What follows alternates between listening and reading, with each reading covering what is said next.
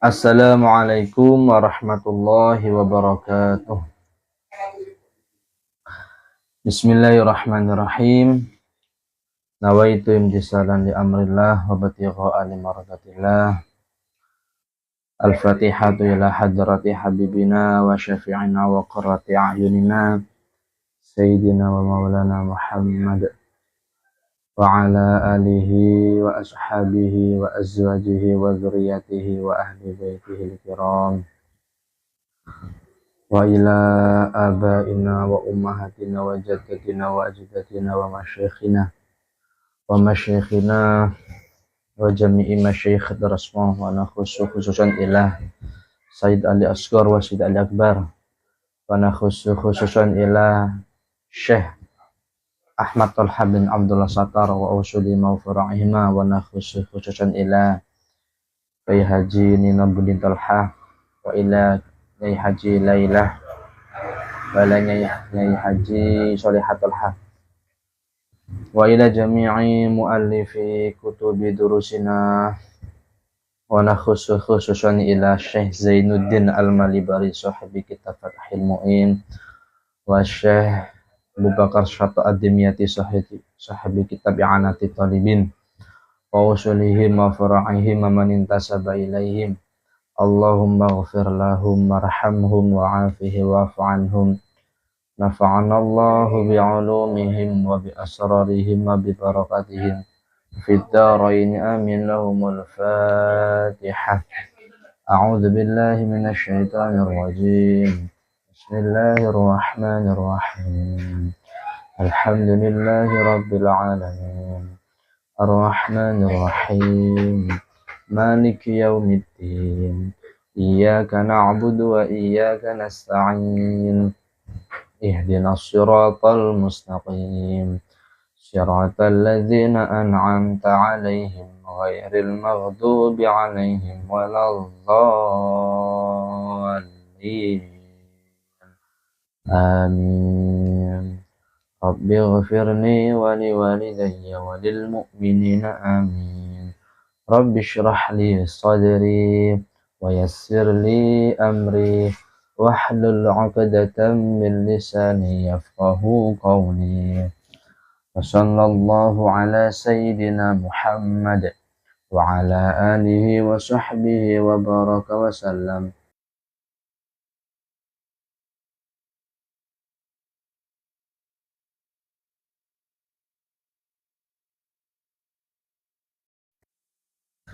Bismillahirrahmanirrahim. Qala al-musannifu rahimahullahu ta'ala wa nafa'ana bihi wa bi'ulumihi wa bi asrarihi fid dharain amin ya mujibas sa'ilin. Qalu subhanaka la ilma lana illa ma 'allamtana innaka antal alimul hakim. Bismillahirrahmanirrahim. Wa takfinihi bisatiri auratin mukhtalifatin bidzukurati wal unuthati dunarikki wal hurriyati fayajibu fil mar'ati walau amatan ma yasturu ghairal wajhi wal kaffaini. Wa takfinihi lan ngulesi mayit bisa tiri auratin kelawan perkara kang nutupi aurat mukhtalifatin kang beda bidzukurati kelawan wong lanang wal unuthati bidzukurati kelawan sifat lanang wal unuthati lan sifat wadon dunariki dudu sifat kawula wal hurriyati lan sifat merdeka. Fayajibu mongko wajib fil mar'ati ing dalem wong wadon walau amatan senajan anane mar'ah iku budak amat wajib apa ma barang yasturu kang bisa nutupi apa ma ghairal wajhi ing sakliyane wajah wal kaffaini lan epek-epek loro Wa fi rajulin ing dalem wong lanang. Wa fi rajulin wajib ing dalem wong lanang apa ma barang. Yasturu kang bisa nutupi apa ma ing bagian anggota badan baina surati kang tetep ing dalem antarane udel warukbati lan dengkul. Wal iktifa'u utawi ngalap cukup.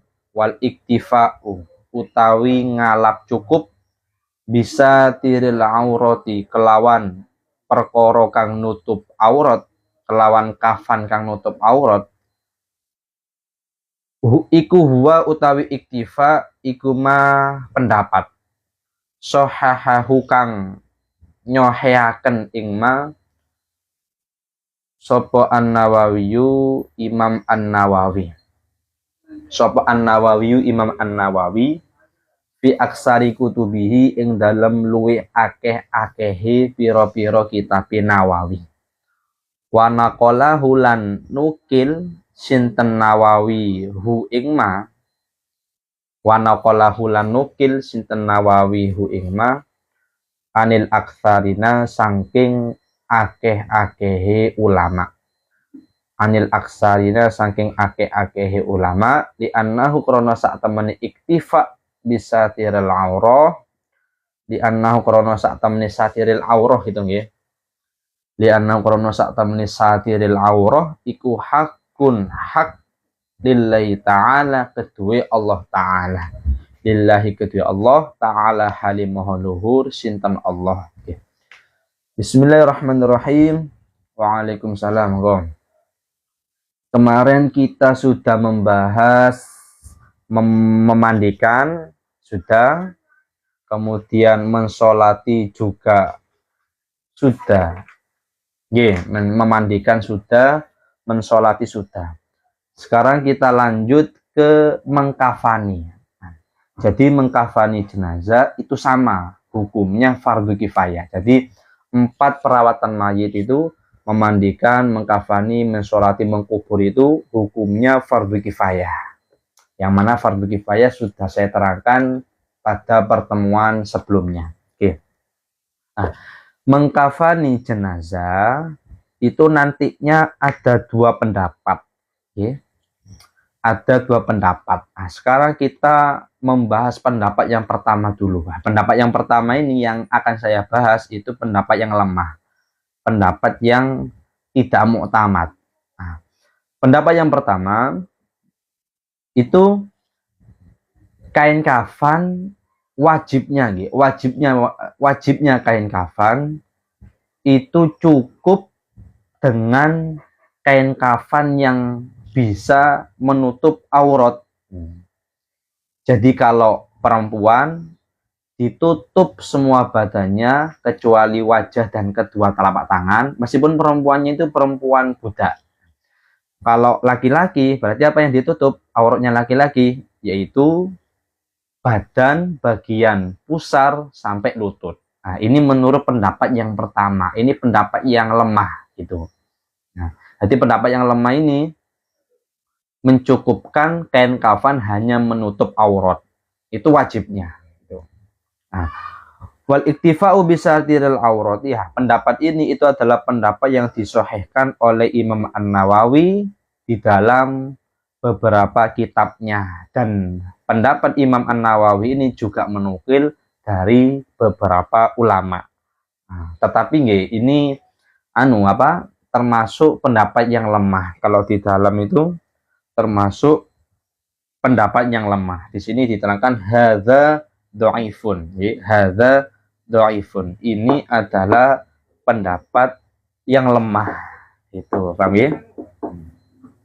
Nah, terus kalau pendapat yang muktamad, pendapat yang bisa dipegang, yang selayaknya diamalkan itu seperti apa? Nanti kita bahas. Gitu. Nah, li'annahu haqqunillahi ta'ala. Kain kafan itu terbagi menjadi 4. Ada 4 bagian. Okay?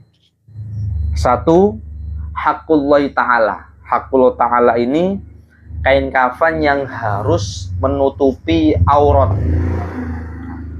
Hakullah Ta'ala itu kain kafan yang harus menutupi aurat. Berarti kalau itu hakullah, maka tidak ada satupun untuk bisa menggugurkannya. Contoh seumpama keluarganya atau bahkan dirinya sendiri, jenazahnya lah. Jenazahnya itu sebelum meninggal dia berwasiat. Nanti saya ketika meninggal tidak usah dikafani. Seumpama jenazahnya dulu wasiat seperti itu, maka wasiat itu tidak berlaku. Kenapa? Karena kain kafan yang menutupi aurat itu adalah hakullah Ta'ala. Berarti kalau hakullah, siapapun tidak berhak untuk menggugurkannya. Okay? Itu yang pertama. Yang kedua adalah hakul mayit. Yang kedua itu hakul mayit. Hakul mayit ini adalah menutup bagian badan selain aurat. Jadi kalau laki-laki kan yang aurat kan pusar sampai lutut. Hakul mayit itu yaitu menutup selain aurat itu. Jadi kalau mayit itu wasiat, nanti kalau saya meninggal, kain kafannya cukup dengan yang menutup aurat saja. Kain kafannya untuk tutup aurat saja, tidak usah sampai seluruh badan. Maka ya harus dilakukan. Jenazah itu harus dikafani dengan seperti itu, hanya menutup aurat. Gitu. Terima kasih ya. Nah, kalau si jenazah itu wasiat hanya kain kafannya itu aurat saja, maka ya harus dilakukan karena haknya si mayit. Nah, itu yang kedua. Yang ketiga itu adalah hakul guroma. Hakul guroma. Hakul guroma itu kain kafan lapis 2 sama lapis 3. Lapis 2 sama lapis 3. Jadi gini, seumpama si jenazah itu memiliki hutang, yang mana hutangnya itu sampai menghabiskan harta tinggalannya. Contoh, jenazah itu meninggal dalam keadaan meninggalkan harta 10 juta.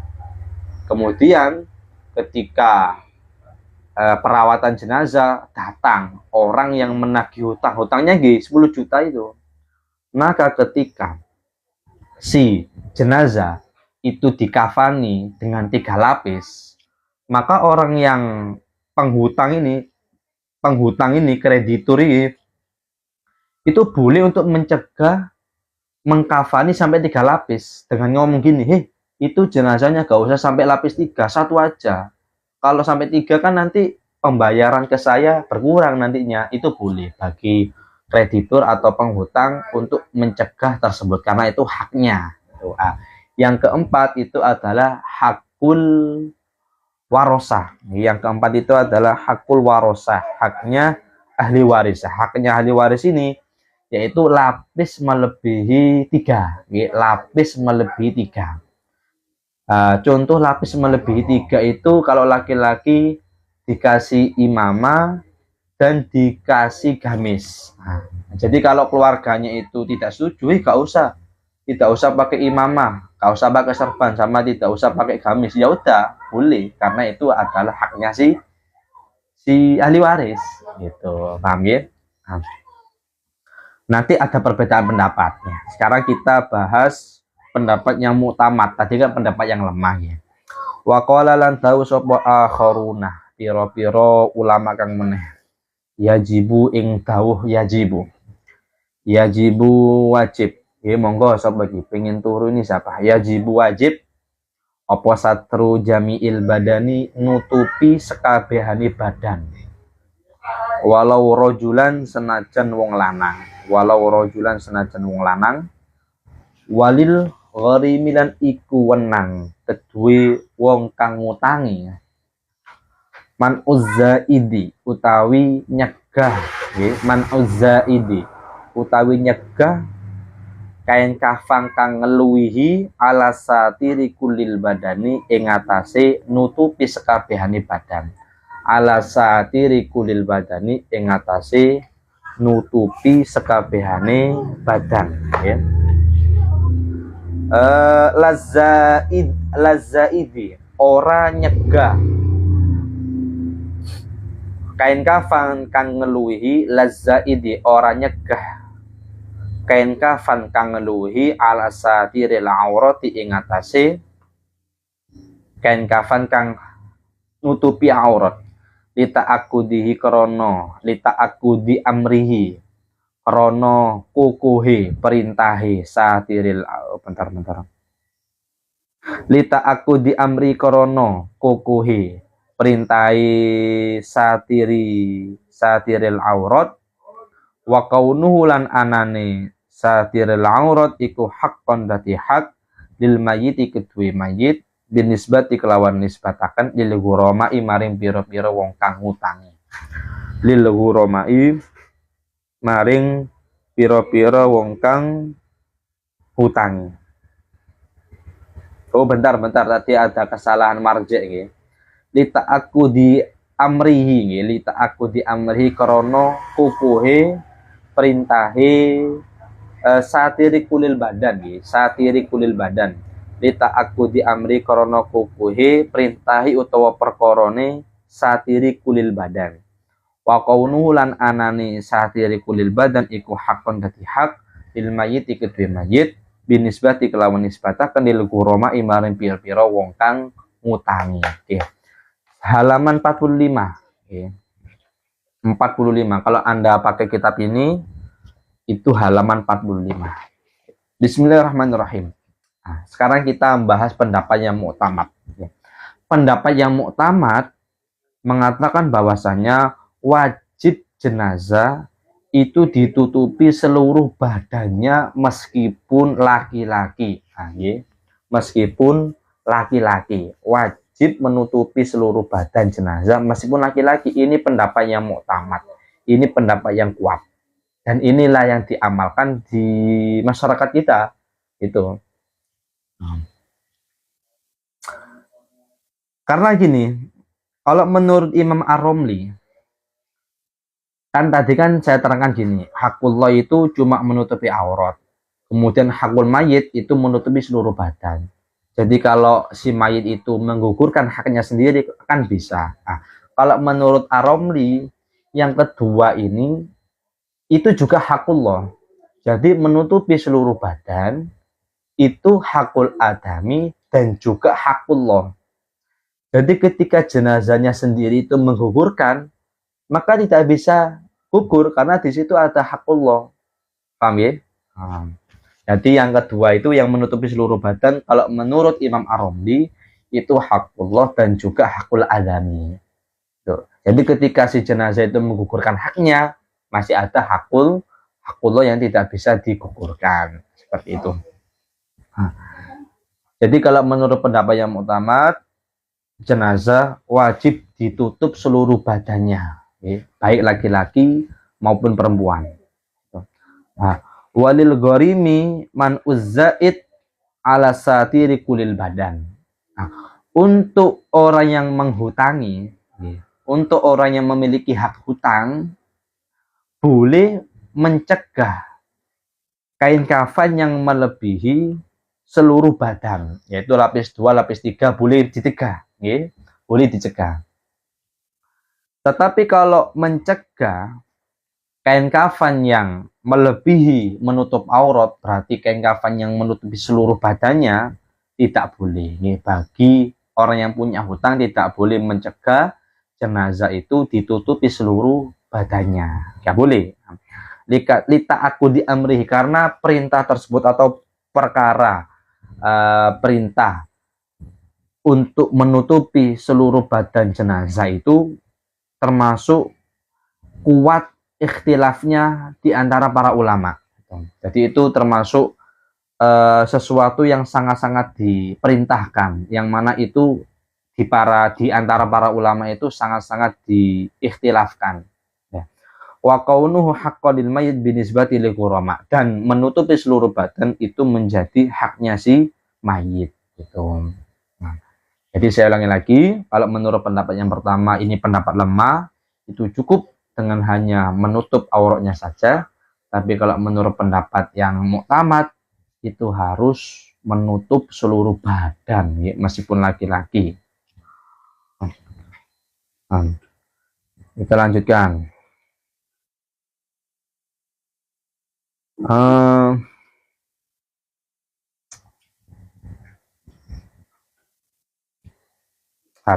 Wadzalika li anal mayyit ahwaju ila bara'ati dhimmatihi minat tajammul alladhi minhu az-ziyadatu ala thawbin yaumu jami'al badan. Sekarang gini.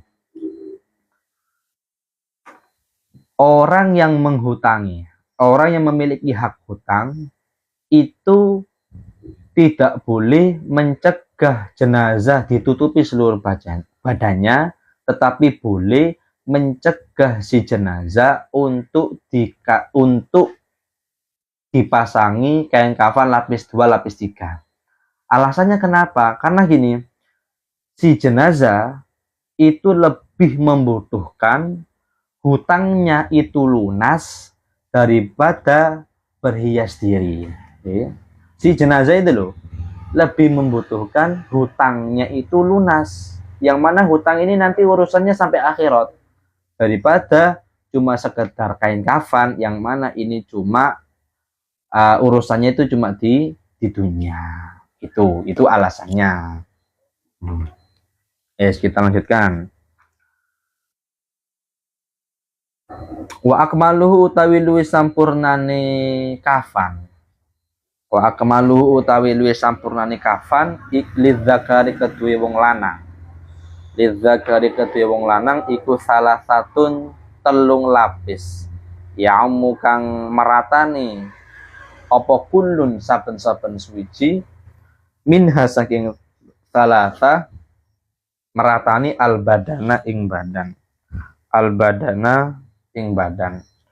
Wajah jalan wenang opo ayuzadah yen to den tambahi tahtaha ing dalam ngisori salasah opo komisun gamis wa imamatun lan imamah. Wa imamatun lan imamah. Walil unsa lan kedue wong wadon opo izarun sarung fa komisun nuli gamis fa khimarun nuli kudung falufafatani nuli rong lapis. Falufafatani nuli rong lapis gitu nggih.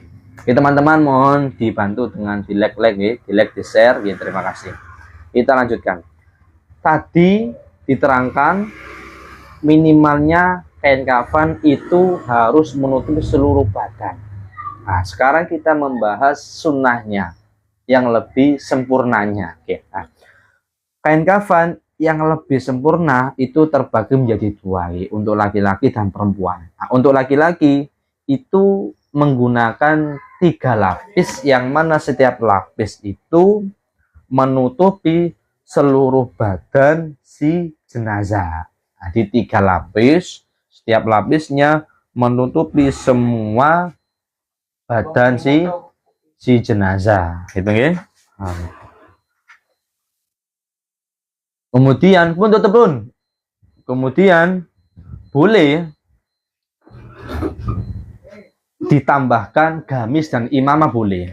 Jadi setelah dipasangi 3 lapis, boleh ditambahi gamis dan boleh ditambahi imamah. Imamah boleh diperbolehkan. Tapi nanti itu ada yang berpendapat menambahkan gamis dan imamah itu hukumnya khilaful aula. Ada yang mengatakan khilaful aula gitu. Dan Nabi Muhammad pun itu ketika dikafani tidak pakai gamis dan tidak pakai imamah itu. Nah, di sini diterangkan dari hadis yang diriwayatkan oleh ada kabar dari Sayyidah Aisyah radhiyallahu anha bahwasanya kufina Rasulullah sallallahu alaihi wasallam fi thalathati athwabin baidin sahuliyatin laisa fiha qamis wala imamah. Nabi Muhammad itu dikafani dengan 3 kain putih yang terbuat dari katun, yang mana tidak pakai gamis dan imamah gitu. Nah, kalau pakai gamis sama imamah maka diperbolehkan. Nah, ini berdasarkan sahabat Abdullah bin Umar itu mengkafani anaknya dengan 5 pakaian, yaitu 3 lapis dan gamis dan imamah itu. gitu. Jadi mau pakai imamah gamis ya gak apa-apa. Kalau gak pakai pun juga diperbolehkan, terserah gitu. Nah, kemudian sekarang yang perempuan. Yang perempuan itu ada 5 paket. Ya. Sempurnanya perempuan itu ada 5 macam. Ya. Yang pertama itu yang pertama itu pakai sarung, ya, pakai jarit. Jarit itu berarti yang menutupi di sini ya, sampai bawah. Kemudian selanjutnya itu gamis. Gamis berarti sini sampai bawah. Kemudian khimar, yang ketiga khimar ya, kerudung. Kemudian yang keempat dan kelima itu 2 kain yang menutupi seluruh badannya. Saya ulangi lagi untuk perempuan. Yang perempuan itu adalah izar, sarung, kemudian gamis, kemudian kerudung, kemudian dua lapis kain. Seperti itu. Jadi sekarang keterangan ini ada lagi. Nah, 5 pasang itu berdasarkan, bentar, ini ada alasannya.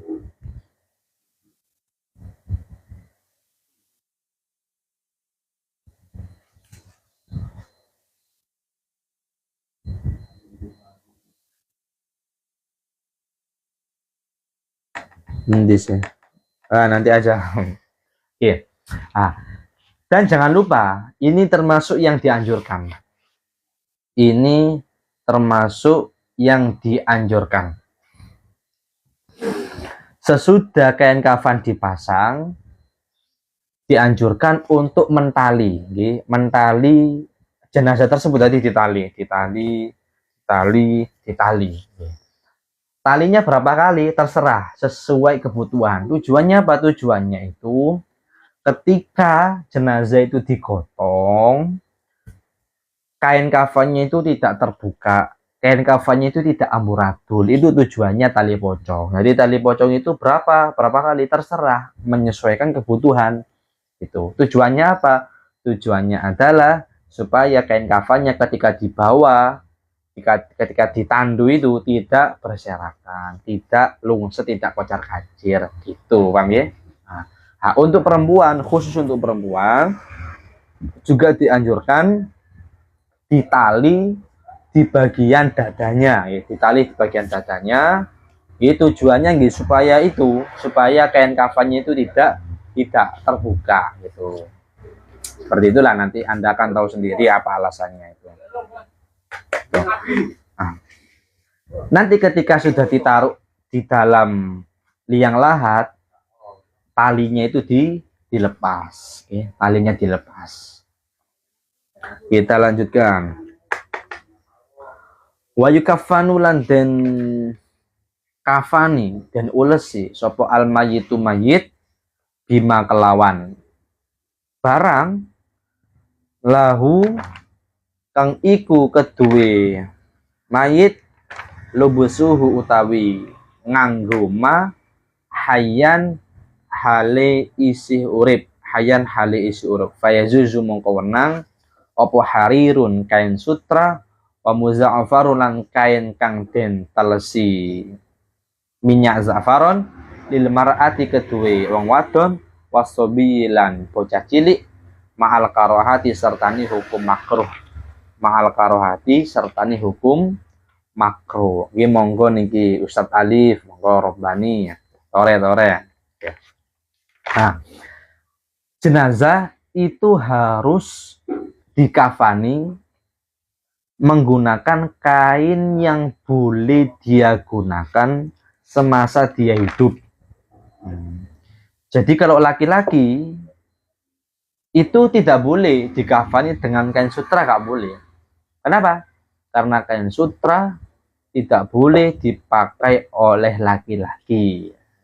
Adapun kain sutra dan kain yang dikasih minyak za'faron, ditelesi minyak za'faron, itu boleh dipakai oleh perempuan dan bocah yang belum balik, baik bocah itu laki-laki maupun perempuan. Tapi ini hukumnya makruh. Tuh ya, paham ya? Ini loh, perempuan semasa hidup boleh apa enggak pakai sutra?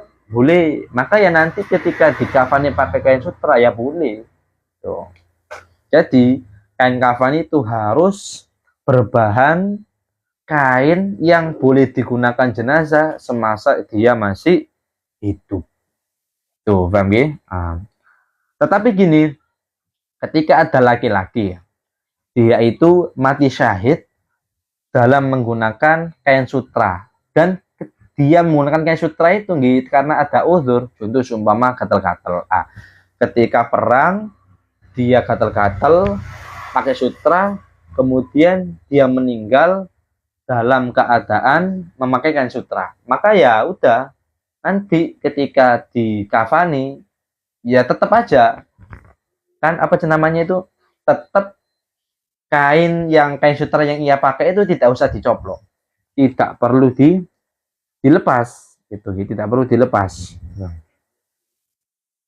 Apalagi kalau kain sutra yang dipakai itu ada darah-darah peperangan, li'anna sunnata takfinuhu fi thiyabi alati istashhada fiha, karena sunnahnya kafan orang yang mati syahid itu pakaian yang ia pakai ketika ia mati syahid. Seperti itu, paham ya? Tidak termasuk dia ulmal lakus buatan Gus. Kita lanjutkan Gus. Saya pertanyaannya Gus. Kita lanjutkan.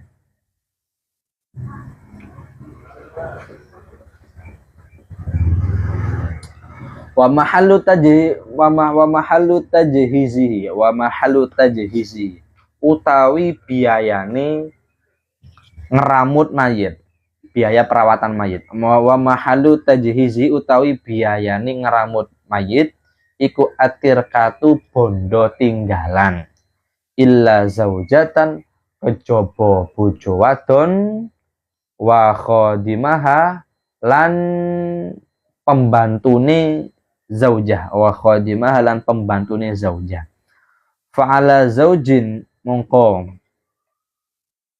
utawi tirkah iku wajib ing atase bojo goningin kang sugih, alaihi kang iku wajib ing atase zauj nafaqatuhuma utawi nafaqahe zaujah lan khadimaha, nafaqatuhuma utawi nafaqahe zaujah lan khadimaha. Fa ilam yakun mongko lamun ora ono iku lahu keduwe, fa ilam yakun mongko lamun ora ono iku lahu keduwe mayit apa tirakatun bondo tinggalan, fa'alaman mongko wajib ing atase wong, alaihi kang iku wajib ing atase man, fa'alaman mongko wajib ing atase wong, alaihi kang iku wajib ing atase man apa nafaqatuhu nafaqahi ing mayit, apa nafaqatuhu nafaqahi ing mayit, min qaribin saking kerabat, wasayidin lan gusti. Fa'ala baitil mali nuli ing atase baitul mal, fa'ala mayasiril muslimina nuli ing atase pira-pira wong sugihi wong muslim. Fa'ala mayasiril muslimina nuli ing atase pira-pira wong sugihi pira-pira wong Islam wong muslim. Sekarang kita membahas biaya merawat jenazah. Jadi dimulai dari biaya memandikan jenazah, kemudian biaya mengkafani jenazah, baik itu biaya jasa orang yang mengkafani dan beli kainnya, kemudian biaya kuburannya, mengkeduk kuburan, mongkon uang itu. Intinya biaya-biaya yang diperlukan untuk merawat jenazah. Itu memakai hartanya siapa? Di sini diterangkan atirkatu. Itu memakai harta tinggalan jenazah. Memakai harta tinggalan jenazah. Tapi ada terkecualinya. Terkecuali istri dan pembantunya istri.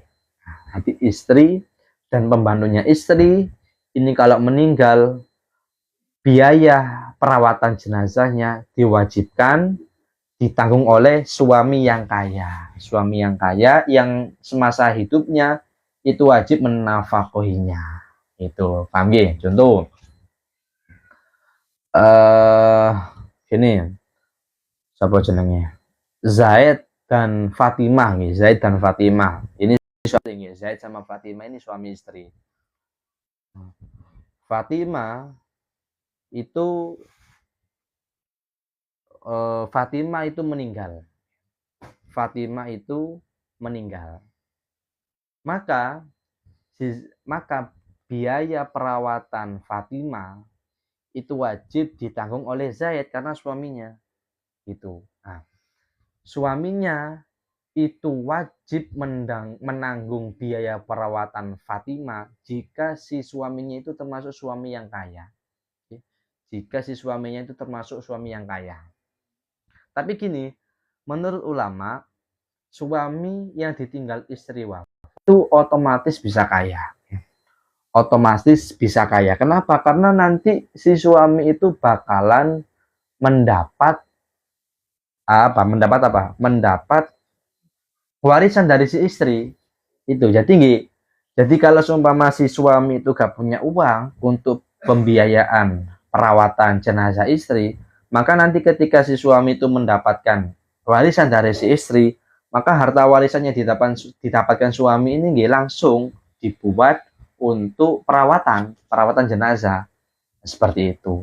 Nah, masalahnya itu ketika ketika si istri gak punya uang, tidak meninggalkan harta, si suami juga tidak meninggalkan harta. Maka gimana ini? Siapa yang wajib untuk menanggungnya? Nah, nanti kita bahas, oke? Itu. Fa illam yakun lahu tirkatun fa'alaman alaihi nafaqatu. Wah, ini gitu. Nah, jika si jenazah itu tidak memiliki harta tinggalan, maka wajib menggunakan hartanya orang yang wajib menafakohinya. Wajib menggunakan hartanya orang yang wajib menafakohinya. Contoh seumpama gitu, anak dan ayah gitu ya. Ayahnya itu sudah tidak wajib, ayahnya itu sudah tidak wajib. Bentar ya.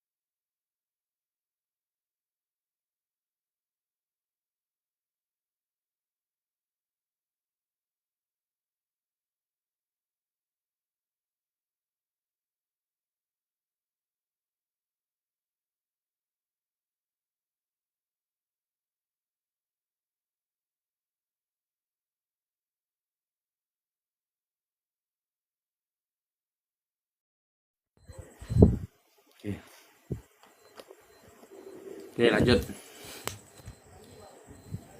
ya. Nah, jadi gitu.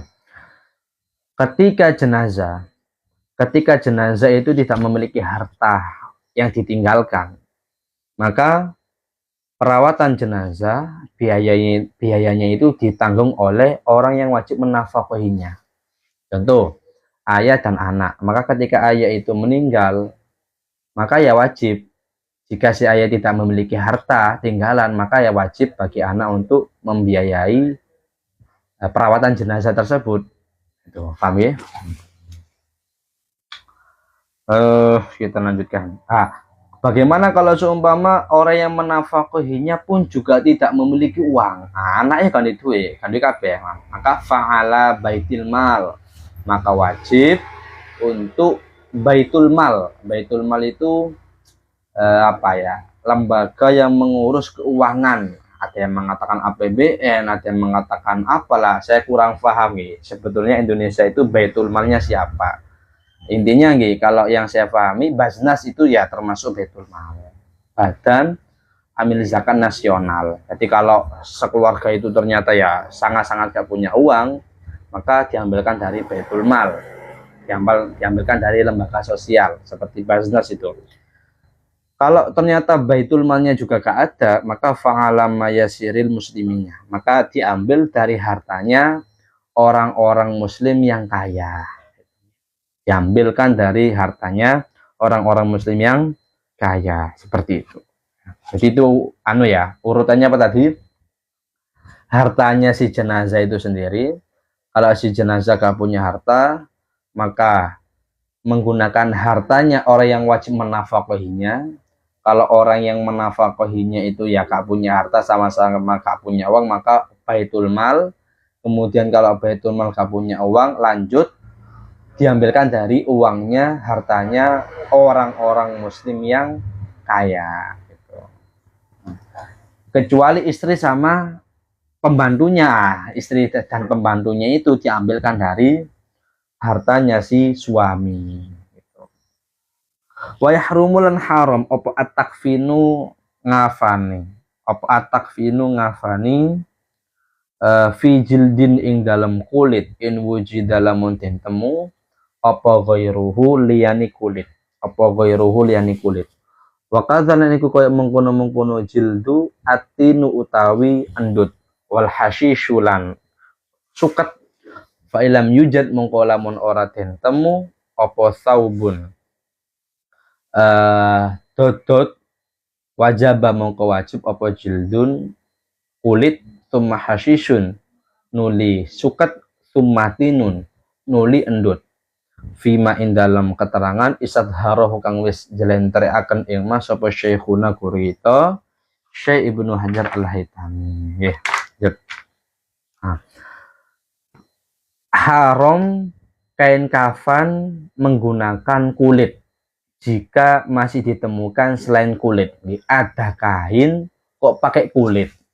Seumpama ada jenazah itu kok pingin dikafani pakai kulit, soalnya lebih menarik, lebih estetik, lebih mahal, soalnya kulitnya apa, pokoknya pakai kulit lah gitu, gak boleh, haram mengkafani dengan kulit sedangkan kain itu masih ada ditemukan. Begitu juga gak boleh mengkafani pakai tanah liat atau pakai rumput, juga gak boleh, Bang. Maka ketika fa'ilam yujad saubun, maka ketika ini beda lagi, maka ketika tidak ditemukan kain, sama sekali tidak ditemukan kain, maka wajib menggunakan kulit. Kalau kulit gak ada, memakai rumput atau daun-daunan lah. Kalau daun-daunan, rumput gak ada, lanjut memakai tanah liat. Tapi sangat jarang sopo sing dikafani dengan tanah liat, pakai rumput, pakai kulit kan jarang. Seumpama ada lah itu. Kan kalau sekarang yang namanya kain kan murah itu. Kalau zaman dulu yang namanya kain, pakaian itu mahal. Zaman dulu itu kalau kita melihat film-film kerajaan, orang dengan ekonomi yang rendah itu saja cuma punya satu pakaian. Gitu. Makanya ini kan bahasa zaman dulu, kitab ini kan zaman dulu. Kita lanjutkan.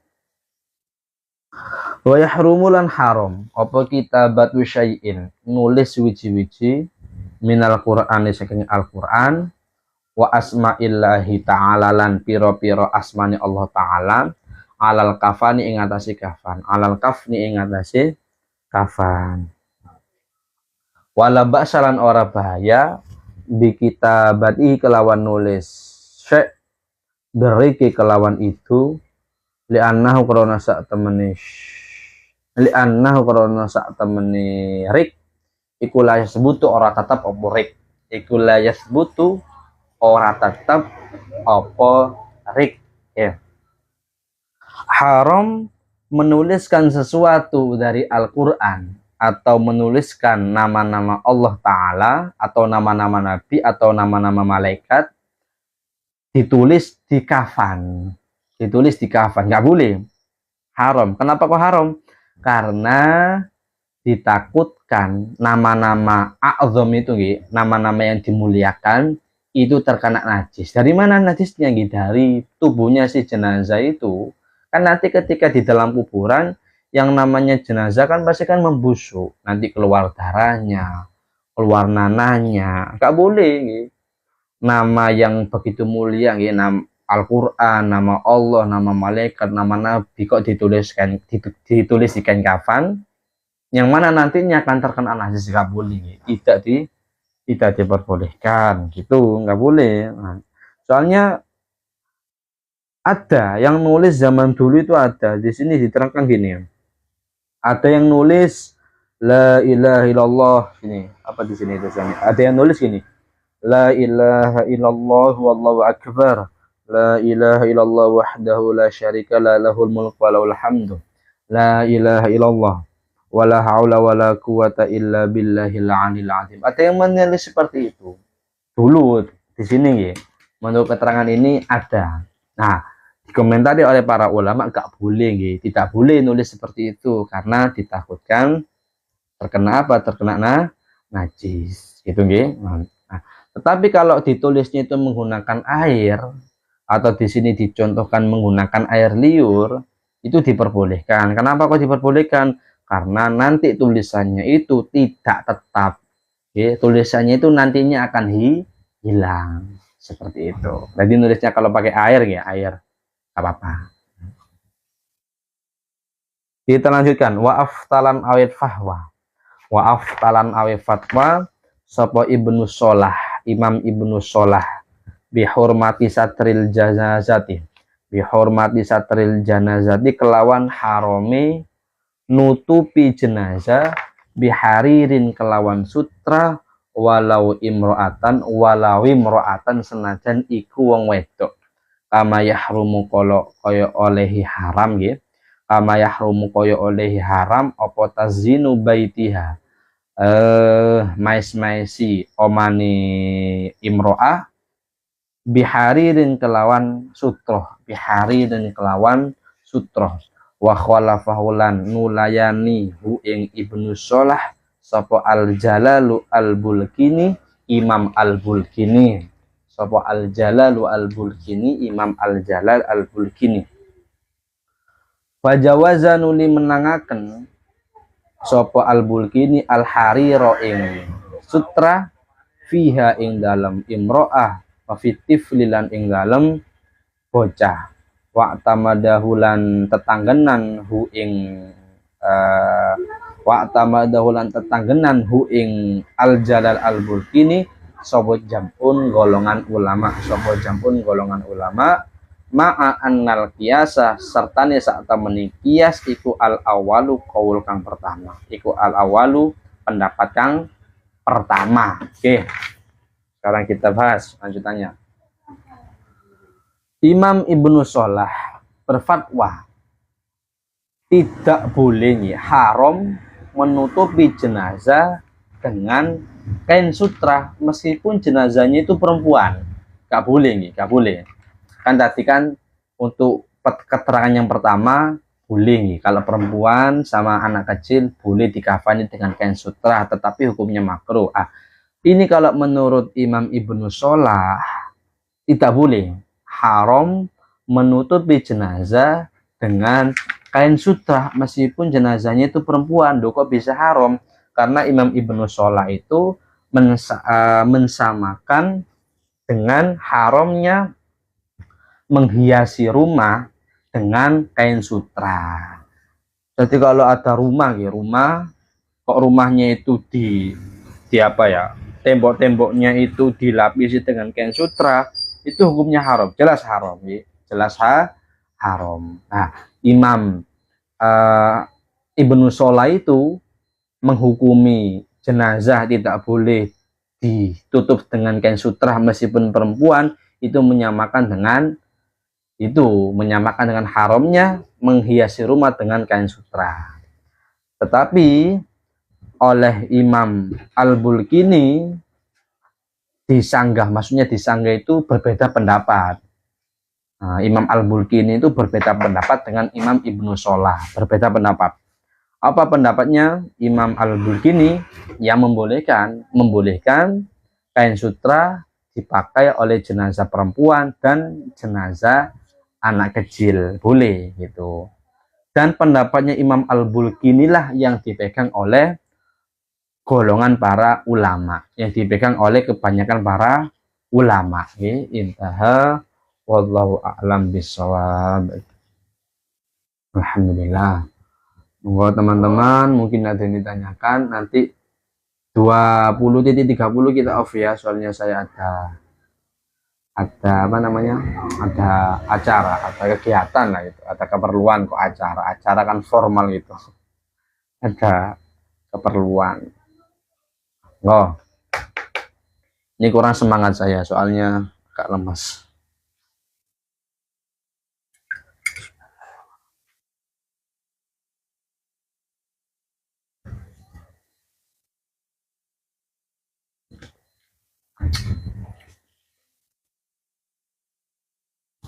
Tadi itu ada pertanyaan.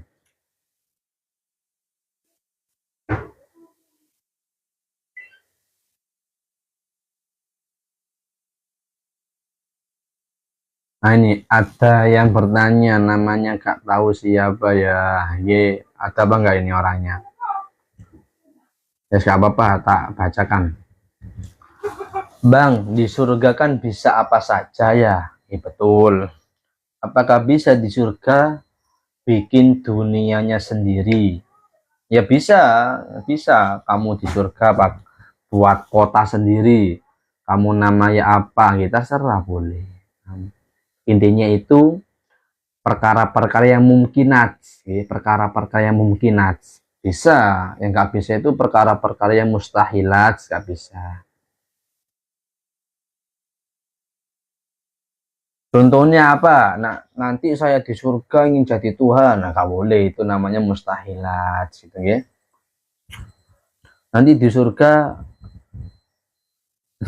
saya ingin mati, bisa, nah, bisa. Itu termasuk perkara yang mungkin, nah, tapi nggak bisa, gitu maksudnya. Sama seperti ini loh. Orang yang taat sepanjang hidupnya gak pernah maksiat lah gitu ya. Nanti di akhirat dimasukkan neraka, bisa apa enggak? Ya bisa. Itu termasuk perkara yang mungkinat, ya. Bukan perkara yang wajibat.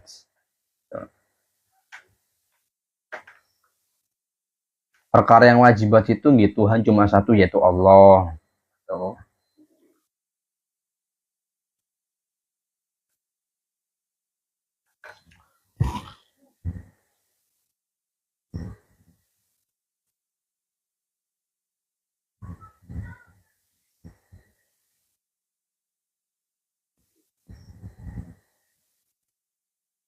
Nah ini ada pertanyaan nih, Puan Ping ini. Nah ini relate ini paling relate dengan Isail. Kalau mayit mati, ya namanya mayit ya mati, misal mayit urip. Kalau mayit meninggalkan hutang yang melebihi hartanya, apa ahli waris harus membayarnya, gitu, berkewajiban membayarnya? Maka jawabannya tidak, gitu. Tidak wajib bagi keluarga untuk membayarkannya, gak wajib, gak wajib. Kalau pertanyaannya itu wajib apa enggak, ya jawabannya gak wajib.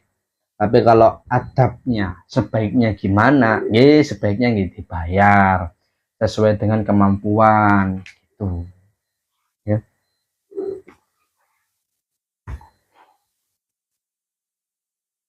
Ya kan anu ae wong tua sing, ada orang tua itu yang apa ya, tidak tidak apa ya,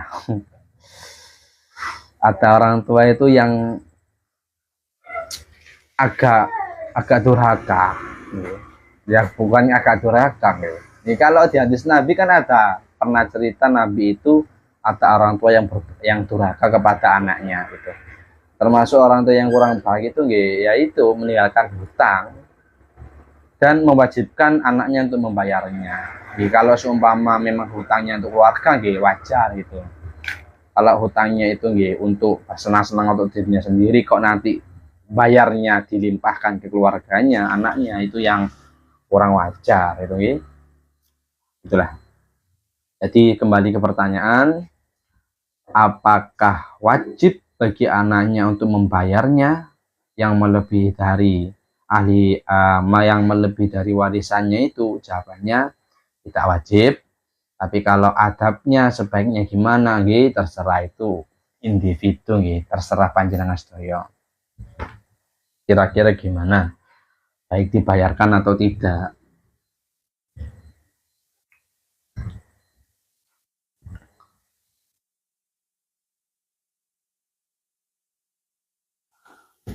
Oke, alhamdulillah nggih teman-teman nggih sampun selesai. Terima kasih teman-teman sudah menemani saya, dan saya mohon maaf jika ada kesalahan dalam tutur kata ucapan nggih, saya mohon maaf yang sebesar-besarnya. Semoga pertemuan besok kita bisa ngaji lagi nggih, bisa istiqomah ngaji lagi. Dan jika ada kesalahan dalam keterangan atau menjawab pertanyaan, saya mohon untuk dibenarkan. Minta tolong untuk dikoreksi sampai DM nggih, insyaallah saya jawab. Sekian dari saya. Wassalamualaikum warahmatullahi wabarakatuh. Untuk teman-teman yang nggak bisa ikut, bisa lihat di YouTube saya. Sama, YouTube-nya sama. Namanya Zakaria _AFP.